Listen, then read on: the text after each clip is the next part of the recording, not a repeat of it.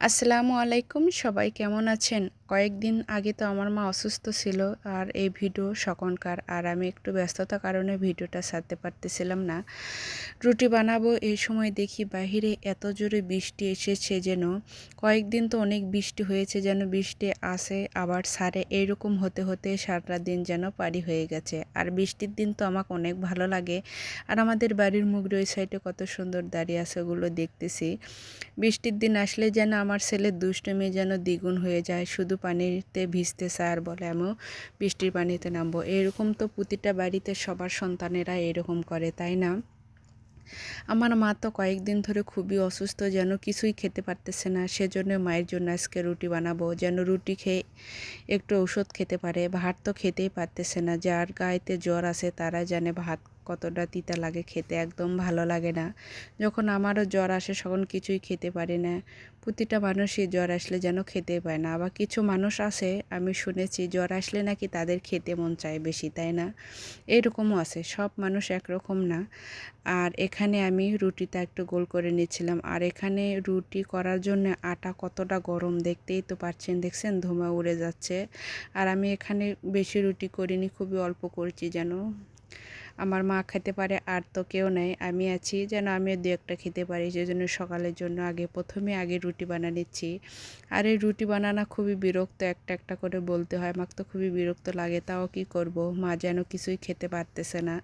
একটু রুটি খেয়ে যদি পানি খায় তাও পেটটা ভরে, সেজন্য একটু কষ্ট করে হলেও রুটি অনেকগুলাই দেখতে দেখতে বানিয়েছি। আমি অত সুন্দর রুটি বানাতে পারি না, আমার মা তো অনেক সুন্দর করে বানায়, আর আমি যেরকম পারি সেই রকম বানানোর চেষ্টা করি। আর এখানে বৃষ্টি হচ্ছে, সেজন্য আমি বাইরে যাইনি, এখানে গ্যাসের চুলাতেই ভেজে নিচ্ছি।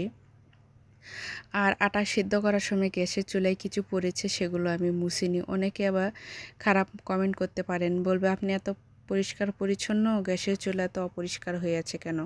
একটু কাজ করতে গেলে তো একটু অপরিষ্কার হবে, এটাই তো স্বাভাবিক, তাই না? আর এখানে দেখতে দেখতে আমার রুটিটা ভাজা হয়ে যাচ্ছে।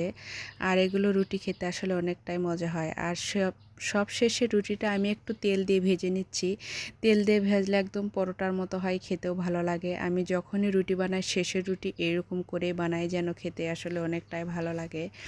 তেলের জিনিস খাওয়া ভালো না, তা বাদেও মাঝে মধ্যে যখন মন চায় এভাবে করেই আমি বাড়িতে বানিয়ে খাই। আর দেখতে দেখতে আমার রুটিটা অনেকগুলো বানানো হয়েছে।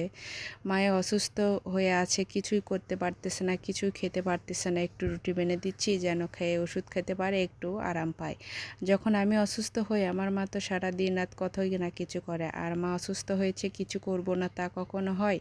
আর এখানে সুজি জাল দেওয়া ছিল ফ্রিজে, সেখান থেকে একটু সুজিও বের করে নিয়েছি। সুজি দিয়ে রুটিটা খেলেও ভালো লাগবে, আবার গুড় দেয় বা তরকারি দেয়, যাই যেটাই খাক সেটাই ভালো লাগে।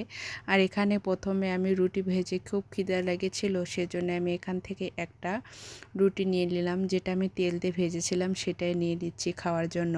আর আমার ছেলেকেও খাইয়ে দিচ্ছি। ছেলে আমার নানা বাড়িতে আসলে এত দুষ্টুমি করে, আর কি বলবো, দেখেন বাইরে এসে দেখছে কত বৃষ্টি পানি জমে গেছে। আর এখানে আমার ছেলে খেলাধুলা ব্যস্ত। তার নানা বাড়িতে আসলে খুবই আনন্দই থাকে ছোট বাচ্চারা, তাই না? প্রতিটা সন্তানই তার নানা বাড়িতে গেলে কত আনন্দ করে, আর আমার ছেলেও তার কোনো ব্যতিক্রম না। এখানে বৃষ্টি পানিতে ছোট্ট একটা ব্যাগ নিয়ে দেখেন কত সুন্দর করে খেলাধুলা করতেছে। আর আমাদের খোলাতে যখন বেশি পানি আসে এরকম পানি জমে যায়, আর মানুষ তো চলাফেরাই করতে পারে না, এতটা পানি হয়ে যায়। আর আমাদের ভিডিও আপনাদের কেমন লাগে অবশ্যই লাইক কমেন্ট শেয়ার দিয়ে পাশে থাকবেন। আল্লাহ হাফেজ।